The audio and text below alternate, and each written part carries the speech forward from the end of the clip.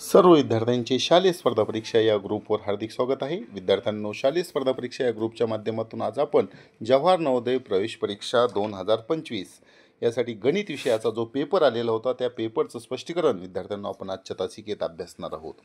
चला विद्यार्थ्यांनो, गणित विषयातील पहिला जो प्रश्न होता, प्रश्न क्रमांक 41, हा प्रश्न मुलांना आता आपण या ठिकाणी समजून घेणार आहोत. या ठिकाणी पहा, 41वा प्रश्न विद्यार्थ्यांनो स्क्रीनवर तुम्हाला या ठिकाणी दिसत आहे. तर 41व्या प्रश्नामध्ये या ठिकाणी 90चे मूळ अवयव कोणते आहेत हे उत्तर काढायचे मुलांनो. मूळ अवयव म्हणजे त्या ठिकाणी त्या संख्येची फोड झाली नाही पाहिजे. तर या ठिकाणी पहा, 9 गुणिले 10, 10ची फोड होते 2 गुणिले 5, 6ची फोड होते आणि या ठिकाणी 15ची देखील फोड होते. परंतु पर्याय नंबर सी मध्ये पहा, 2 गुणिले 3चा वर्ग गुणिले 5 हे या ठिकाणी 90चे मूळ अवयव योग्य आहेत. म्हणून पर्याय नंबर सी मध्ये या प्रश्नाचं योग्य उत्तर मुलांना आपल्याला दिसत आहे. चला विद्यार्थ्यांनो, या ठिकाणी पुढचा जो प्रश्न आहे तो प्रश्न आपण पाहूया. चला, पुढचा जो प्रश्न आहे, प्रश्न क्रमांक 42वा प्रश्न मुलांना या ठिकाणी आहे. 42व्या प्रश्नामध्ये 4, 2, 0, 7 या सर्व अंकांपासून तयार होणाऱ्या मोठ्यात मोठी व लहानात लहान संख्येतील तफावत काढायची. मुलांना तफावत म्हणजे फरक असतो. तर पाहता, या अंकांपासून तयार होणारी मोठ्यात मोठी संख्या, तर यातील सगळ्यात मोठा अंक 7 आहे. त्यावरून लहान 4, 2 आणि 0 ही मोठ्यात मोठी संख्या तयार झाली 7420. आणि लहानात लहान संख्या कोणती तयार होईल, तर या ठिकाणी 0 असल्यामुळे 0 पेक्षा मोठा 2 आधी घ्यायचा, नंतर 0, 4 आणि 7 ही संख्या लहानात लहान तयार झाली. यांच्यातील तफावत काढायची म्हणजेच वजाबाकी मुलांना आपण या ठिकाणी करणार आहोत.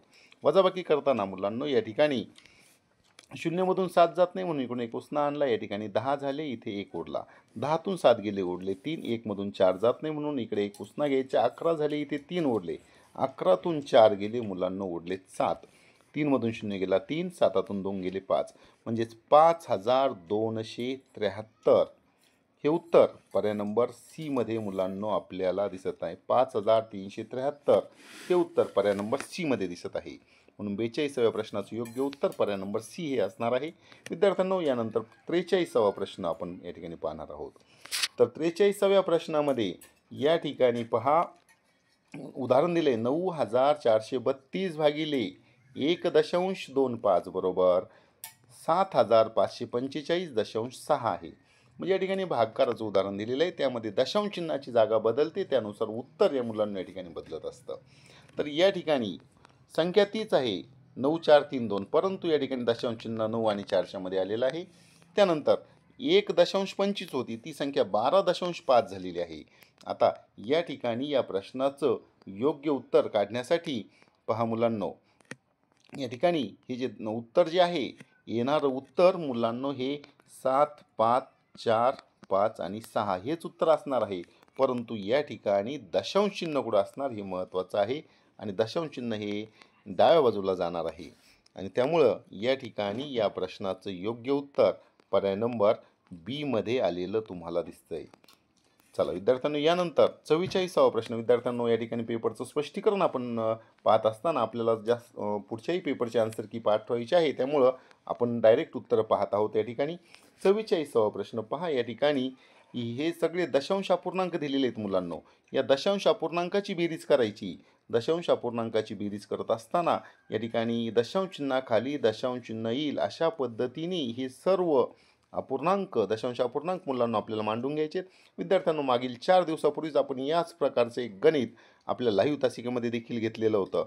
अगदी त्याच पद्धतीचा प्रश्न विद्यार्थ्यांनो या ठिकाणी आजच्या आज झालेल्या पेपरमध्ये देखील आलेला आहे. त्यावेळेसच तुम्हाला सांगितलं होतं की दशांश चिन्हाची बेरीज करत असताना दशांश चिन्हाखाली दशांश चिन्ह येईल अशा पद्धतीने या ठिकाणी या उदाहरणांची मांडणी करून घ्यायची. अशा पद्धतीने ही मांडणी झाली की त्यानंतर आता मुलांनो याची जेव्हा आपण बेरीज करू, पहा 1 तसाच, त्यानंतर हा 1 तसाच, नंतर 1 आणि 1 2, 2 आणि 1 3 होईल. त्यानंतर 1, 1 आणि 1 2, त्यानंतर दशांश चिन्हाखाली दशांश चिन्ह अगदी तसंच.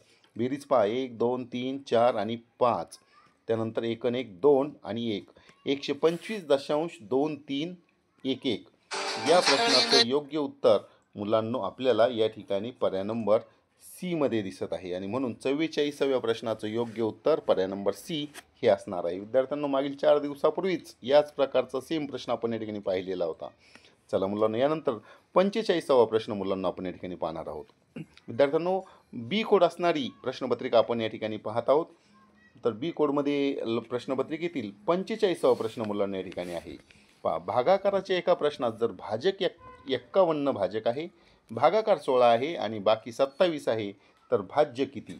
तर विद्यार्थ्यांनो भागाकारच्या मध्ये आपण सूत्र शिकलेलो होतो की भाज्य बरोबर भाजक गुणुले भागाकार आणि अधिक बाकी. अगदी या सूत्राचा वापर करून मुलांना या प्रश्नाचं उत्तर आपण काढू शकतो. या ठिकाणी पहा, भाजक किती आहे 51 गुणुले भागाकार किती आहे, भागाकार आहे 16 आणि अधिक बाकी, बाकी किती आलेली त्या ठिकाणी, बाकी आलेली आहे 27. तर पहा 51 आणि 16 यांचा गुणाकार जर केला तर तो मुलांना 816 गुणाकार येईल अधिक 27 आणि 816 मध्ये 27 मिळवले 843 उत्तर येते आणि हे उत्तर पर्याय नंबर ए मध्ये दिसत आहे. म्हणून 45व्या प्रश्नाचं योग्य उत्तर पर्याय नंबर ए हे असणार आहे. चला विद्यार्थ्यांनो यानंतर 46वा प्रश्न पहा. 46व्या प्रश्नातला या ठिकाणी आपण पाहत आहोत, पुढीलपैकी कोणती संख्या नेहमी मूळ संख्येचा अवयव असते? पहा, कोणती मूळ संख्या असली तर तिचा अवयव नेहमी 1 ही असते आणि म्हणून 46व्या प्रश्नाचं योग्य उत्तर पर्याय नंबर ए हे आहे.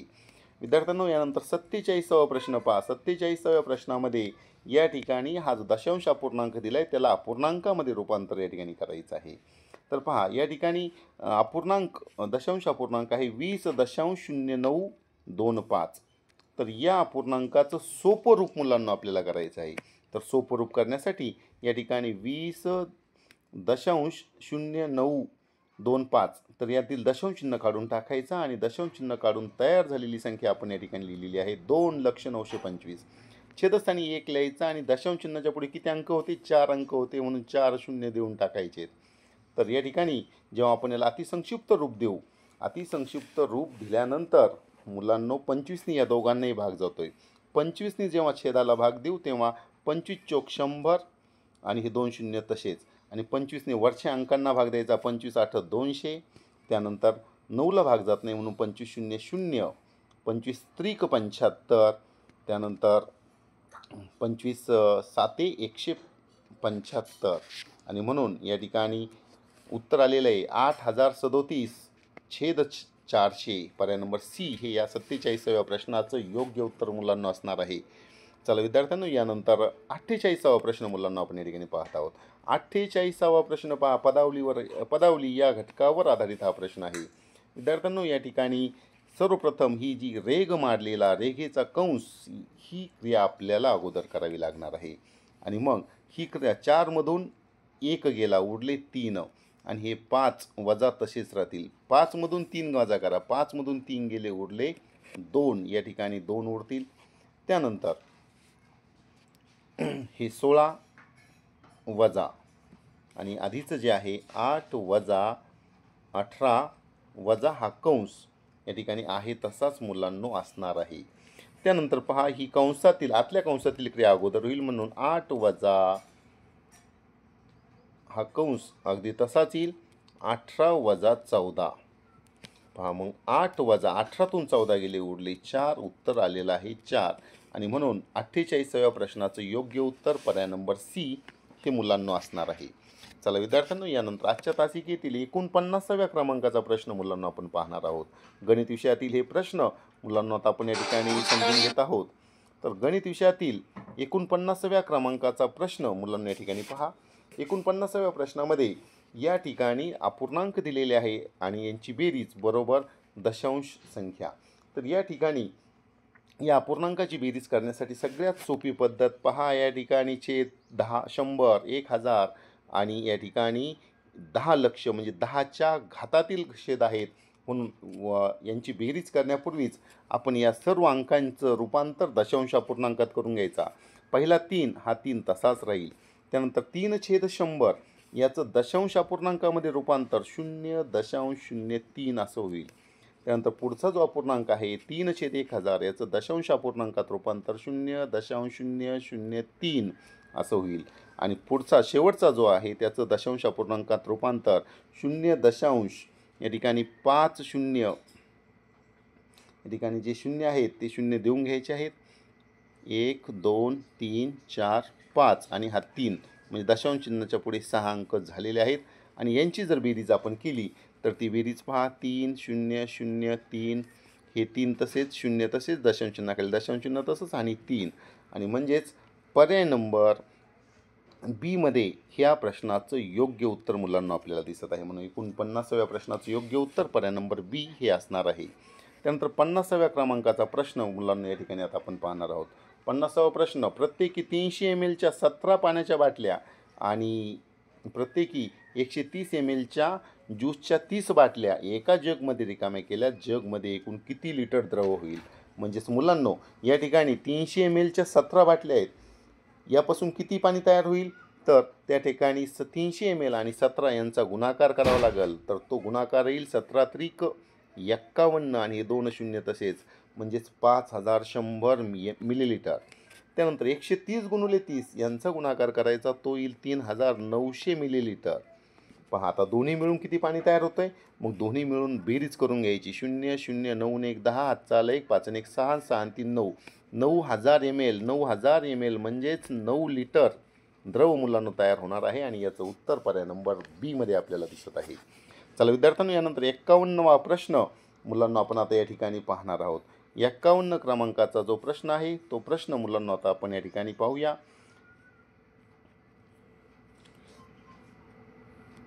51 प्रश्न पहा. शाब्दिक उदाहरण आहे. सुरेश त्याच्या काकांना भेटायला सकाळी 9 वाजता घरातून बाहेर पडला.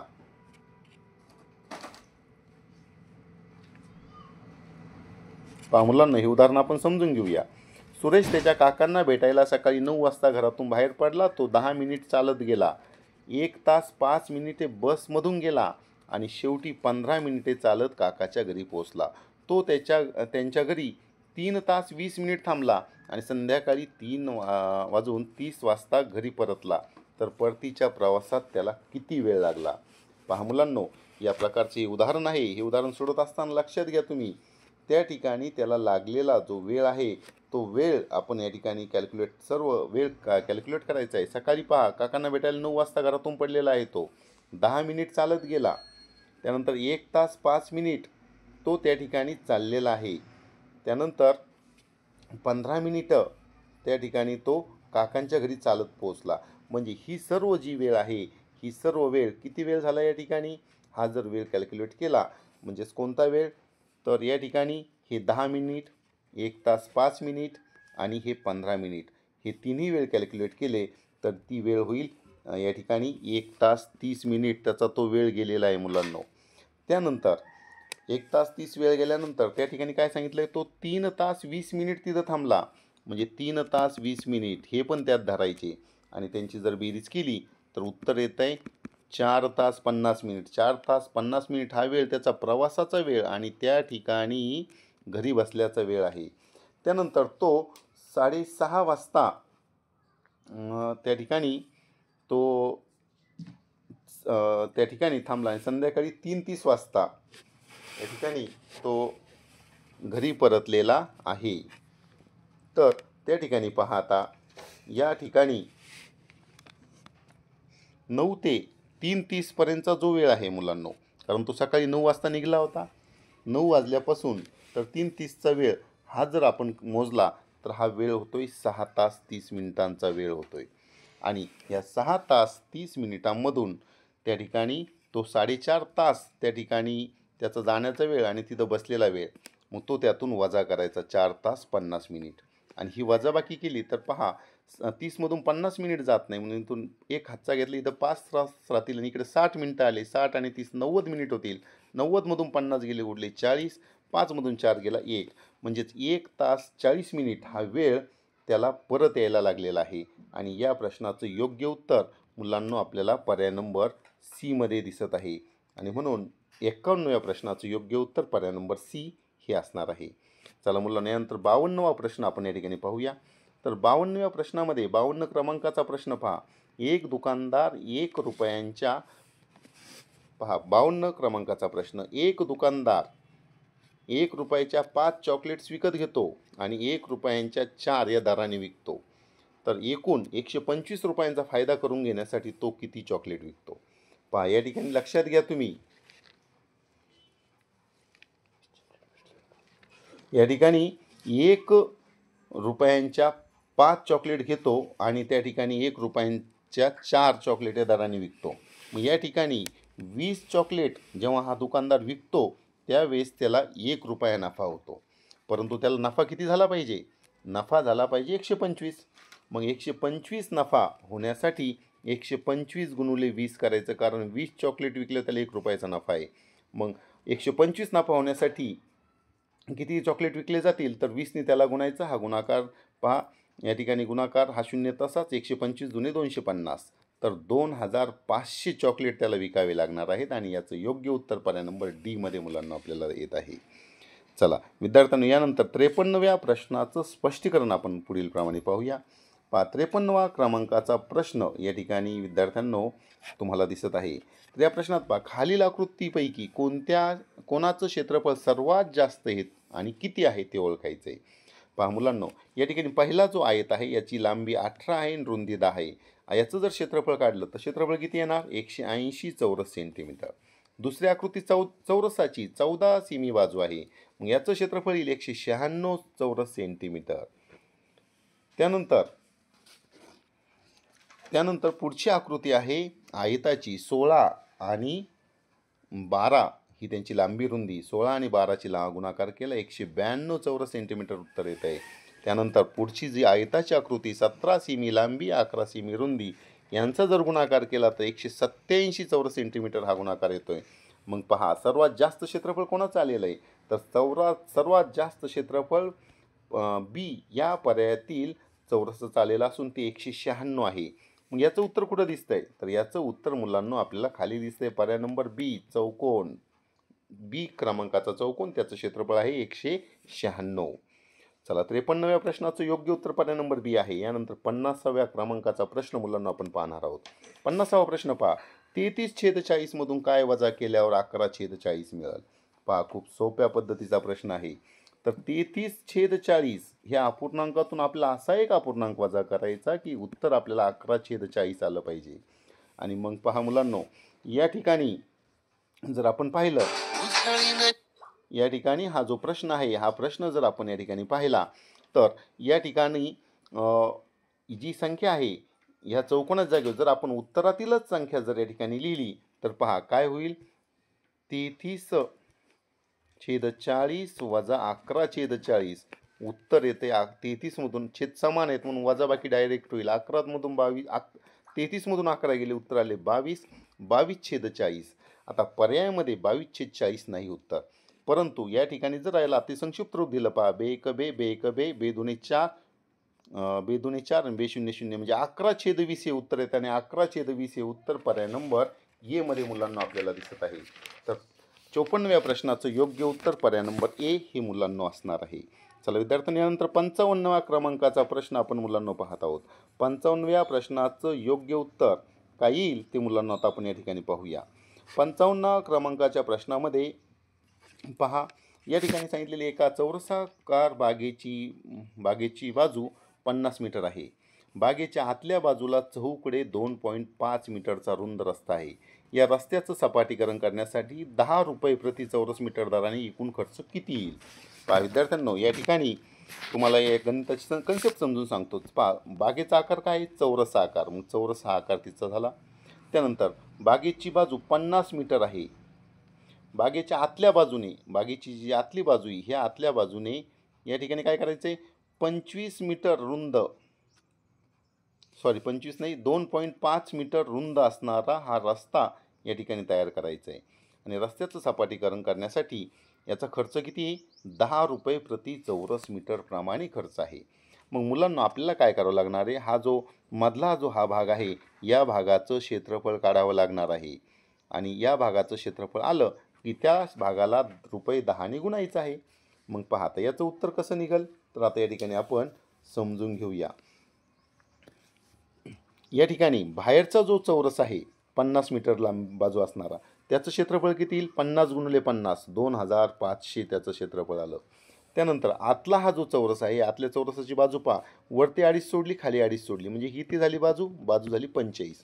मग 45 गुणिले 45 जर आपण केलं तर उत्तर किती येतंय पहा 45 आणि 45चा गुणाकार करून पाहायचा आहे मुलांना. या ठिकाणी मी 45 आणि 45चा गुणाकार केला तर उत्तर येतंय 2025. तर 2025 हे आतल्या याचं आलं आणि यांची जर आपण वजाबाकी केली तर ती वजाबाकी मुलांना आपण या ठिकाणी करून पाहणार आहोत. तर पहा या ठिकाणी 2500 मधून 2025 वजा करायची. त्या ठिकाणी वजाबाकी आली 475 चौरस मीटर ही रस्त्याची ही आली. मग याचा खर्च किती गुणुले 10 रुपये प्रति चौरस मीटर खर्च आहे म्हणून याला 10 ने गुणायचं आणि याला 10 ने गुणलं उत्तर आलं 4750 रुपये हा खर्च त्या ठिकाणी येणार आहे आणि हे उत्तर पर्याय नंबर बी मध्ये दिसत आहे. अशा पद्धतीने 55व्या प्रश्नाचं योग्य उत्तर पर्याय नंबर बी हे आलेलं आहे. चला विद्यार्थ्यांनी यानंतर 56व्या क्रमांकाचा प्रश्न पहा. या ठिकाणी एक पदावली दिलेली आहे आणि अपूर्णांकाची पदावली आहे आणि मुलांना या ठिकाणी ह्या पदावली सर्व छेद समान आहेत त्यामुळं या ठिकाणी ही पदावली सोपी आहे. पहा 5/22 अधिक 7/22 5 छेद समान आहेत मग 7 आणि 5 12 12/22. त्यानंतर पुढे पहा वजा